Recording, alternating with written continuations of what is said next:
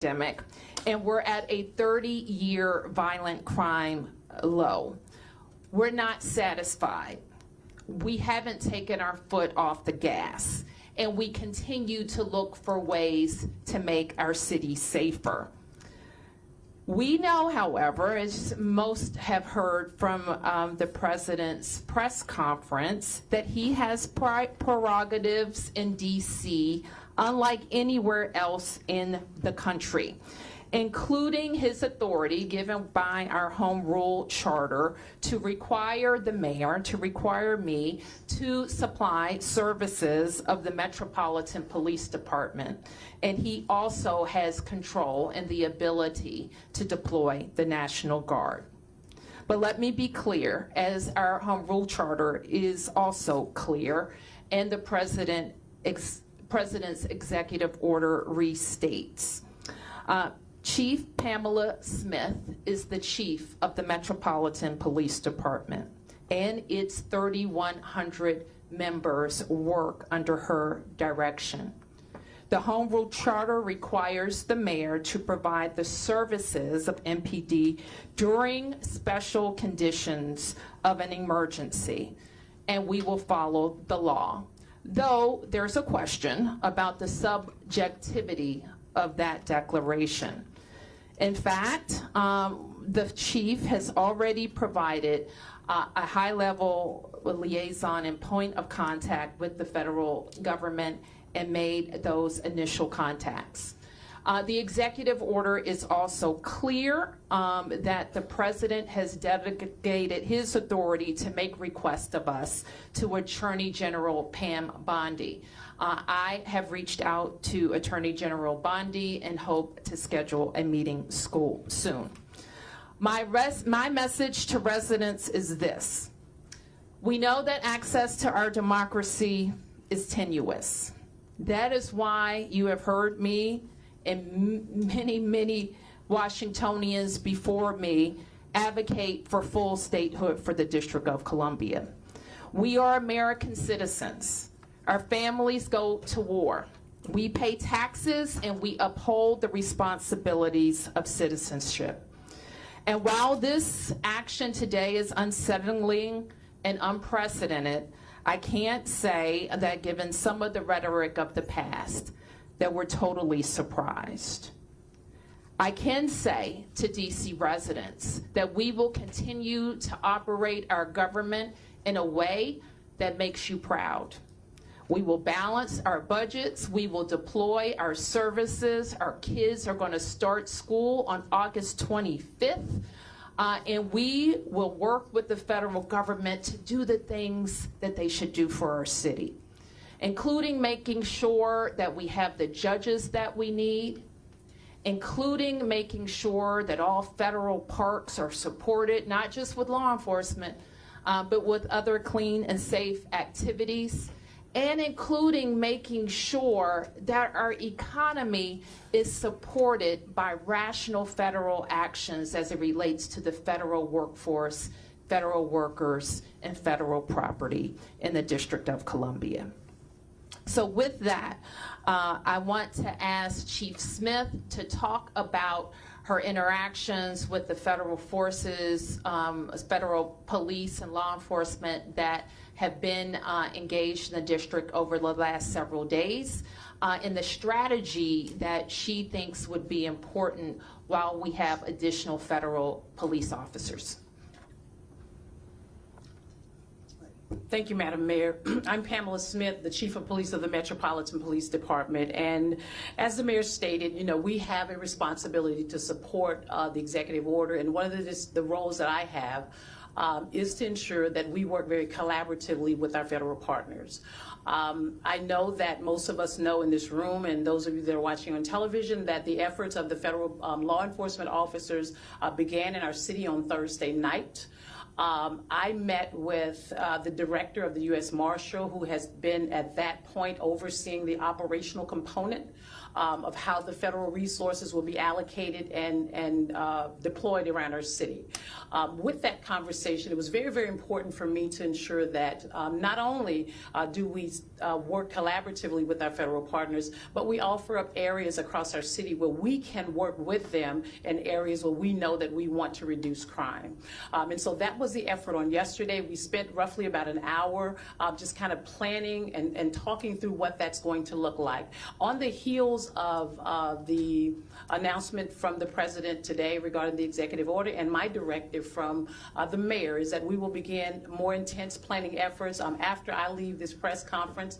I've also met with one of the other liaisons that have been assigned to work with the U.S. Marshal, along with myself, regarding the efforts around the city for how we will allocate resources. What I will say is this: our relationship with our federal partners is not new. We do this on a daily basis. We are very, very, very much in tune to having federal law enforcement officers working with us on our Capital Area Regional Task Force. Our federal partners work with us, especially on some of our warrant executions. They work very, very closely with us with our Violent Crime Suppression Division, and it is my intent and my police department's intent to continue those efforts. What you will see is an enhanced presence. The second thing that's really important to me, and I'm speaking directly to our community, is that we have a relationship with our community that is very important to us, our community members. And so having our Metropolitan Police Department working alongside of our federal partners who have come into the city to really help us assess and deal with the crime, that some of the crime spikes that we have, we will work alongside them, but intentionally, we want to make sure that our community understands that we are there. We're going to be boots on the ground. If you see something, again, say something. We value those relationships. Our community members, and I want to say thank you for all the work that you've done with the Metropolitan Police Department up to this point. Those relationships are very, very important to us, and we want to continue to build upon that and continue to enhance that. I'll turn it back over to Mayor Bowser now. Okay, we'll take a few questions, and I'm joined by members of my public safety team, including Deputy Mayor Appiah and Chief John Donnelly. Yes, please identify yourself. Mayor Bowser, Campbell Roberts, New York Times. Do you think this was inevitable, or do you think there are things that the city could have done as a council to prevent the mistake from coming? This is, I don't know. I can't answer that question, and I think that's a question that you're familiar with the rhetoric about the city and how long it goes back. And we also know that we're not experiencing a spike in crime, but a decrease in crime. Yep. Mayor, I'm sure we totally agree. You and the chief are talking about partnerships with federal partners who are coming in. The president is talking about a takeover of the city's police department. Where does the chief fit in with Terry Cole, who is the new federal commissioner of the DC Police Department? Nothing about our organizational chart has changed, and nothing in the executive order would indicate otherwise. So the chief of police reports through the deputy mayor to the mayor of the District of Columbia, and the two people I think that were identified in the presser report to Attorney General Bondi. The executive order makes clear that all requests for MPD services, the president delegates to Attorney General Bondi. So Terry Cole? I don't recall the names. Yes. The Metropolitan Police Department? Where does he fit in that? That's a question for the Attorney General, I think. Yep. Mayor, to what extent are you planning to cooperate in this new framework, or is the city planning anything to prevent this from happening, including any legal efforts? Well, I think I think you probably saw the Attorney General for the district, Brian Schwab's a statement about reviewing all legal matters, and I think those matters are under review. The plain language, however, of the Home Rule Charter indicates that there is a declared emergency. There are it allows the president, it authorizes the president to make those requests. And it says the mayor shall comply with those requests. So, yeah. Marielle with DC News Now. Are there any concerns that, with this rhetoric and the MPD, the National Guard, possible other law enforcement agencies on the ground, that there will be confusion about who's in charge, who these officers answer to, and how people should respond if approached by Well, we should note, and we have been advised, and we will continue to make this clear that this is needed in our city, that all law enforcement be identifiable by a uniform, a badge, a jacket, so that people know that they are law enforcement. And the chief, in her coordination with the kind of the command on the federal side, will make clear kind of how the protocols for response. And if there's any additional information we need to get out to the public, we will. But the main point is this: everybody should follow the law, the police and the community. And that's the case now. It was the case last week, and it was the case the week before that. So nothing has changed about that. Yep. Lionel Donovan, WUSC. Would you be able to respond to the statement that came out from the DC Police Union? They've come out with a statement that they stand with the president, and that they have also said that crime is spiraling out of control. And they're also calling for the president to go even further and repeal some of the legislation that DC Council passed. I'm afraid I haven't seen that statement yet, so I don't want to comment on it. We have, worked very closely with the DC Police Union. Some issues they've advanced, I've totally agree with. Others I haven't. One thing that we are squarely supportive of is making sure that our department can recruit more officers and get to a number that I think we need. We've worked cooperatively with them on recruitment and retention activities, on some other changes to the law that were very objectionable to the union and our members, and we will continue to do that. Yeah. Peace and blessings, man. So, in what way, if any, does this change your strategy in terms of your relationship with the president? You've been pretty cooperative, pretty diplomatic, but he's saying one thing about crime, you're stating facts, and he's still infringing on your role as mayor. So, as far as your relationship and your strategy, are you what do you intend to do as far as engaging with them? Well, we engage with all officials that impact the district, and that includes the president. So I don't expect that would change from our part. But as far as, if I may follow up. Sure. Are you going to go what some might consider a bit harder and pushing back against what you're trying to do? Will your tenor change or intensify? My tenor will be appropriate for what I think is important for the district. And what's important for the district is that we can take care of our citizens. And if people are concerned about a president's ability to have the MPD police department be responsive to the Department of Justice, the time to address that is when we're talking about statehood for DC. If people are concerned about the president being able to move the National Guard into our city, the time to do that would have been when the Congress had a bill that it could have given control of the DC National Guard to DC. So there are things that when a city is not a state and not fully autonomous and doesn't have senators, that the federal government can do. Yeah.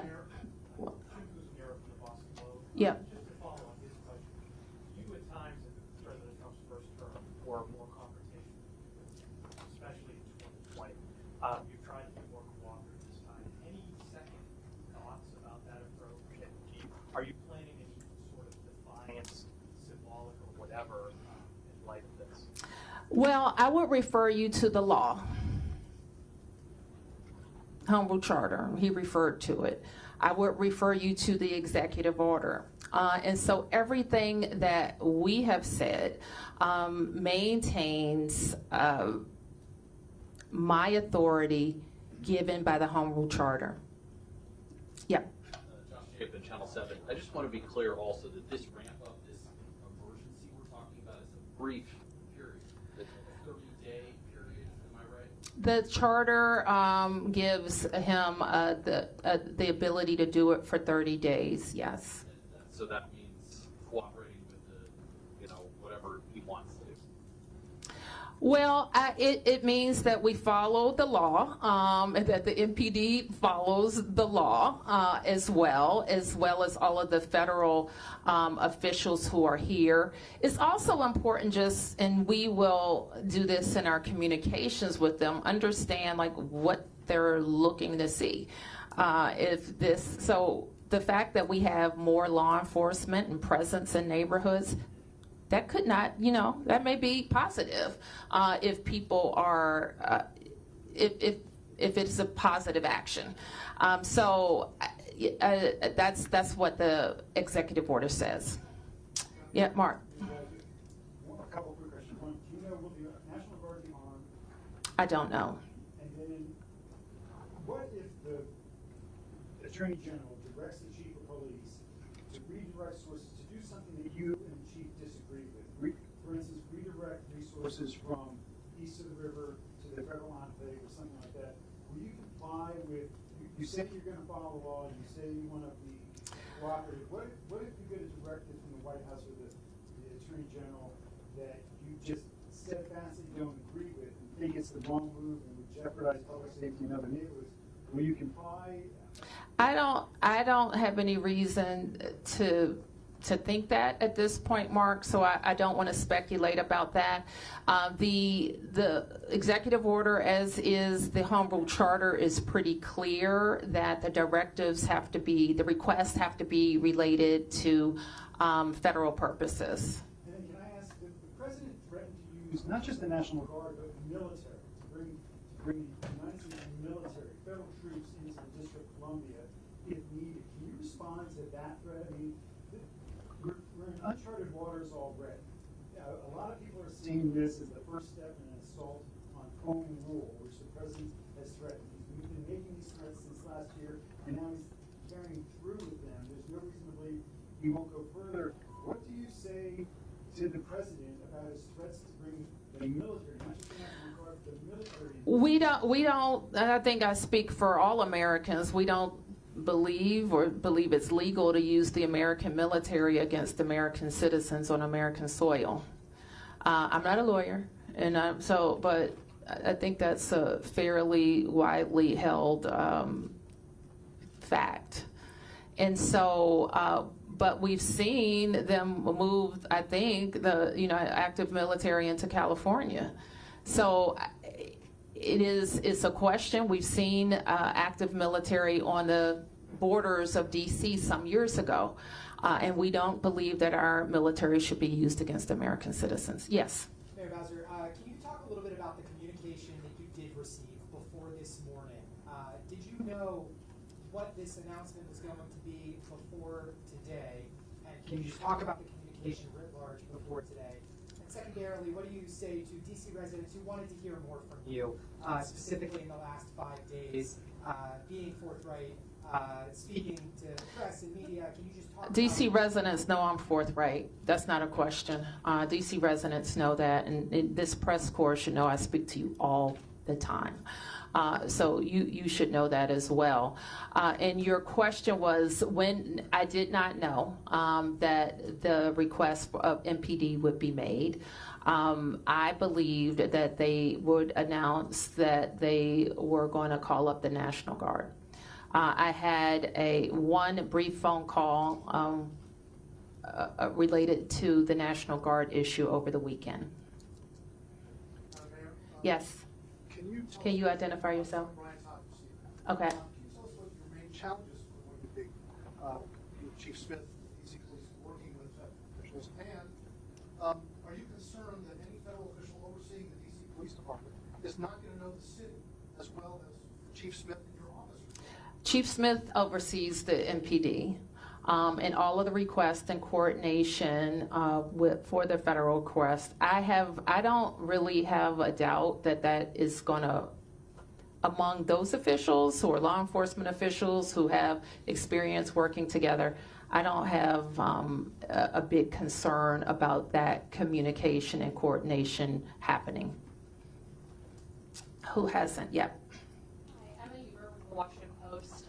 During the news conference this morning, President Trump spoke about how he wanted to empower DC police to hit back harder. Are you aware of any changes in the works to MPD's use of force policies? And does that kind of rhetoric, how do you feel about that kind of rhetoric? Our police officers are highly professional, well-trained officers that we support with training throughout their careers. We're proud of where our department has come from in terms of their level of professionalism. So they're trained in constitutional policing, and that is our expectation. Yes. Hold on, you've asked the question, one more. I want to raise this just to follow up on that. Yeah.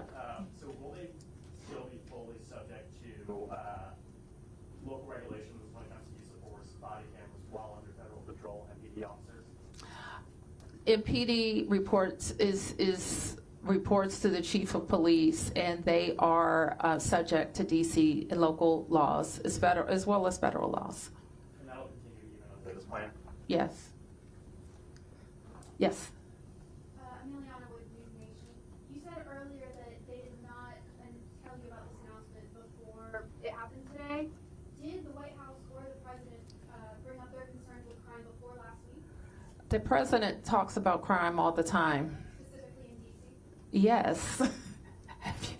Have you not heard the president from the campaign trail?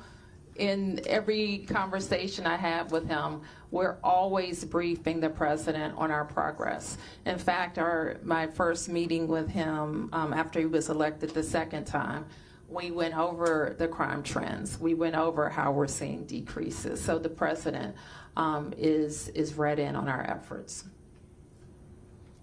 Who hasn't? Yep, over here. Ashraf Khalil, Associated Press. A lot of this seems to be perceptions of what constitutes an emergency. The White House and the administration says there's an obvious emergency. Your administration was a person. The council says there is not an emergency here. How do you solve that? Is there an arbitration option? Where does it go from here? Because it feels like, do you agree that it comes down to what constitutes an emergency? What's that? Well, what I would point you to is the Home Rule Charter that gives the president the ability to determine the conditions of an emergency. Now, we could contest that, but the authority is pretty broad. And so, like, if you wanted to say the most outrageous thing, one might say, well, I won't say that. It could be something very small. Like, I'm not saying that that's what he's doing, but it could be. And if he deems it and he puts the meat around it and the argument around what he thinks is an emergency. When we think of emergencies, it usually involves surges in crime or crime that's not being responsive, or tools that we have that we can't use in the normal course. That's what, when we use an emergency, that's what it's for. Yeah. Oren Oppenheim, ABC News National. Wanted to see if you could respond directly to some of what the president said this morning. Do you agree or have any thoughts on the picture he's painting? He said that there are, quote, bloodthirsty criminals, end quote, or roving mobs of wild youth, end quote. He also said that DC police can do whatever the hell they want, end quote. Are you okay with that? What does that mean? Do you have any response to him or the White House talking about the DC crime stats? I mean, I think I've already addressed all of those questions. Anything else? Yep. Scott Gunn with WTOP. You described, this morning was described as a federal takeover of MPD. It sounds like you're describing this as Chief Smith is still in charge and everything will run through the department. What will this look like on a day-to-day basis as it relates to what has transpired here? What can people expect to see? Is this an instance where you all work collaboratively for big events and this is something comparable to that? No, I don't, it's not like that. It's not like the special events task force where we work together. And I think I don't want to minimize what was said. and I don't want to minimize the intrusion on our autonomy, because it is very different than working a special event. So that is not what we're trying to do. But I think the chief, and I'll turn to her in a second to talk to you about what she thinks is going to be most helpful to MPD.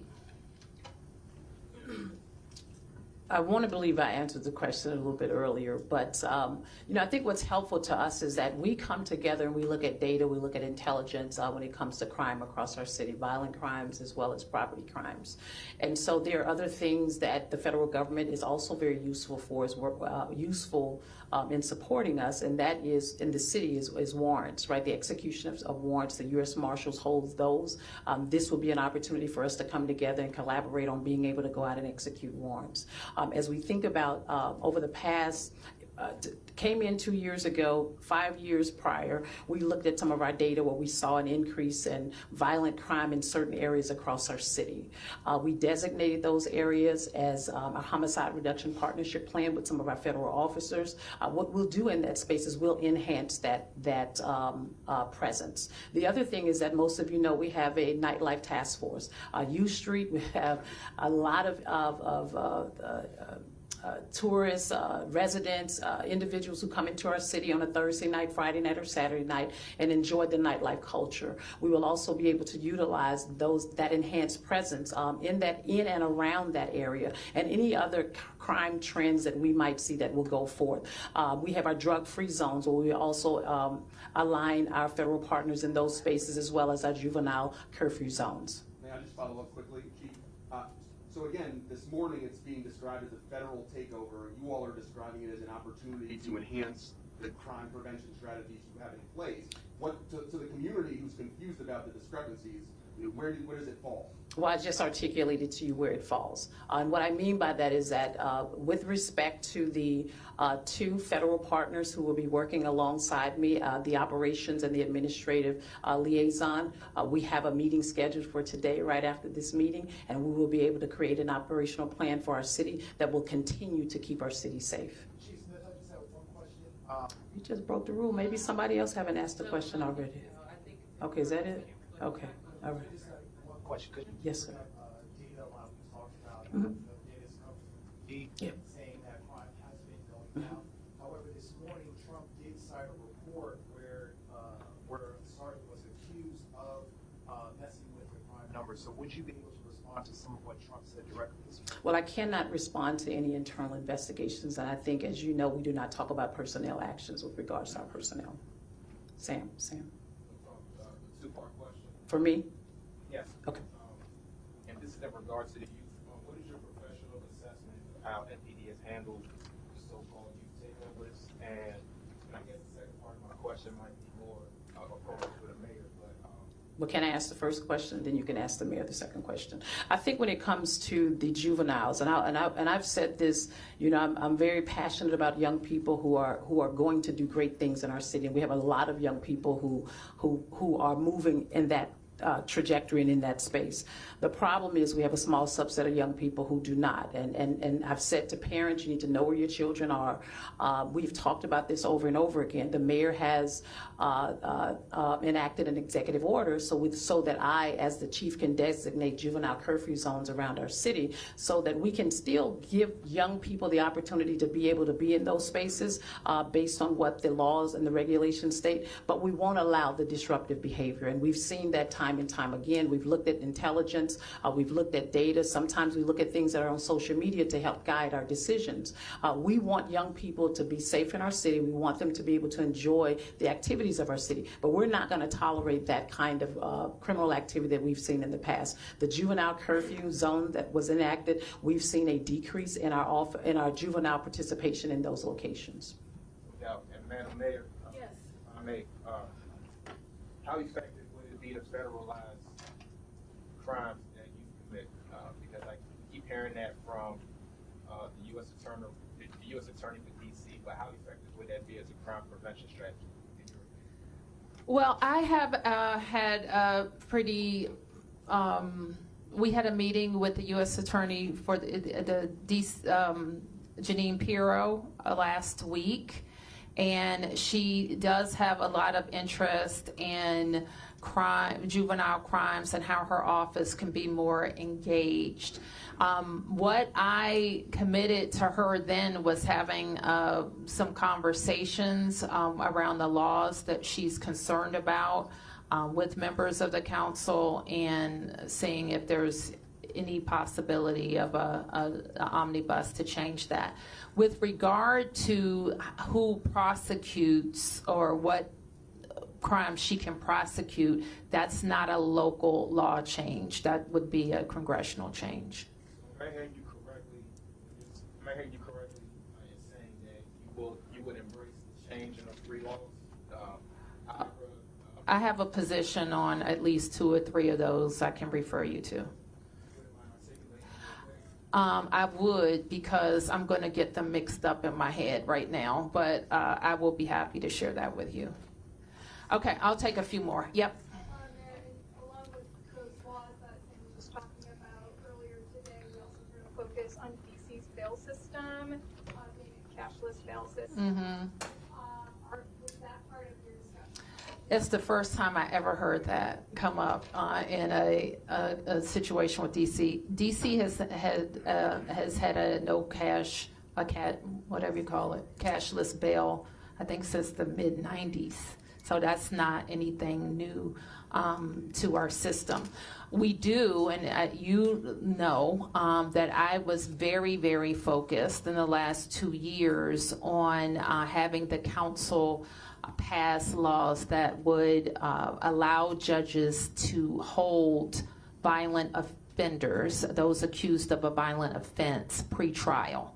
And I believe that provision has led to our very substantial decrease in shootings and homicides. Yep. I wonder if you could specifically speak to some of the concerns that U.S. Attorney Quiroz raised about her perception of lenient sentencing for youth charged with violent crimes. Do you think that's an issue?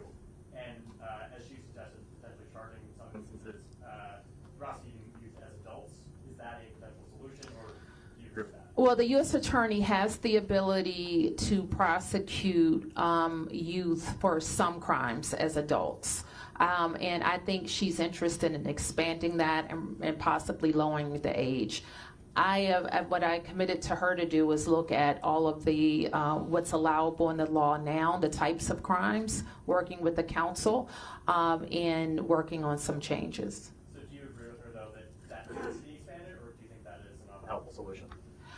I don't want to say right now because that could mean a lot of things. We want to really analyze what we think would keep us safer, the link to crime. I will say this, and this is, some of you are new to covering us and covering these issues, but I have been in my tenure of service very pro accountability. Okay, I am an accountability mayor.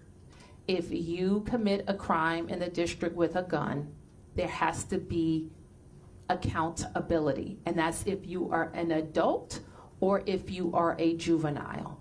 I don't think we always have that accountability. I think what was missing from the press conference a little bit earlier, however, is what people also don't know about the district. Our prosecutors are not local, okay? They don't get elected by anybody here. They don't report to any of us. They are appointed by the president. We've also had a period of time where some of the very good police arrests that have been made were not prosecuted by the U.S. Attorney's Office. So the prosecution is a federal element. Judges are appointed by the President of the United States as well. And so those are not local judges. They don't report to any of us. So that is a part of the federal system. So anytime we talk about crime in the district, it is part local and part federal that can make changes. All right, I'll take just a few more. Mark. The president made numerous threats about removing homeless encampments and dealing with people in the district who are experiencing homelessness. Can you talk about what preparations that you're making, your to facilitate this and put this, have you had any of those conversations with the White House, what that's going to look like and where these people would go if they would be kept E12? We really haven't gotten any more detail about the plan, about the words that he said. It wasn't referenced in the executive order that came down, so we're going to work. And I believe he had a previous executive order that also identified Attorney General Bondi as a point of contact as it relates to homelessness. And such, so we'll follow up with her. Okay, last two questions. Yes. I want to go back again to the Federal Commissioner of the Metropolitan Police Department. It sounds like the chief has described this person very cold, as an advisor, as a liaison, as something. The president, people were saying that person, this Terry Cole, is going to be in charge. I can't really comment on that, Tom. I can only tell you what's in the executive order, and that's what controls. Yep. Will DMH just be coordinated with law enforcement? Can you identify yourself? Hi, I'm a street sense speaking. Okay. What's your name? Maddie Kessler. Okay. Thanks, Maddie. Will DMH just be coordinating with law enforcement when it comes to increasing cemetery disaster for? And then if AG Bondi directs local law enforcement to arrest people experiencing homelessness out of DC, will Chief Smith comply? Well, let me just say what MPD needs to be focused on, and it's violent crime. We simply, like our force, when the chief deploys every day and every night, is focused on people who are committing crimes in the district. So I'll leave it at that. Mayor, one more if I could. Okay. You testified to Congress after the 2020 racial justice protests when there was concern that Trump might take control over MPD at that time, but that would be a complete disaster, that you were worried that you're going to lose control of the city. Can you reflect on this moment today? Do you feel that you're at risk of losing control of the city? Are you worried this is going to be a complete disaster? I'm going to work every day to make sure it's not a complete disaster. Let me put it that way. And I think that with Chief Smith's leadership and her expertise in both the federal space and the local space, we are going to do our level best to maintain, as the chief talked about, to maintain the trust that DC residents have in us. What could be a disaster is if we lose communities who won't call the police. That could be a disaster. What will be a disaster if communities won't talk to the police, if a crime has been committed and could help solve that crime. That could be a disaster. It would be a disaster if people who aren't committing crimes are antagonized into committing crimes. That would be a disaster. So we're going to work every day to get this emergency put to an end. I'll call it the so-called emergency, and continue to do our work. And at the same time, make sure that if these are like the law enforcement officers who are called, they're leaving their homes, their towns, maybe doing double shifts. If our National Guard are deployed, they're leaving their primary mission to come. We don't want their time to be wasted. We want to be strategic and work with them. But I'll end by saying this. If we know the tools that are available to the district if we are experiencing a surge in crime, and I put them in place before. It includes curfews. I've asked the council to pass emergency legislation. I've asked the Congress for additional funds. We've done all of those things. So there's nobody here, and certainly nobody who works for me, who wants to tolerate any level of crime.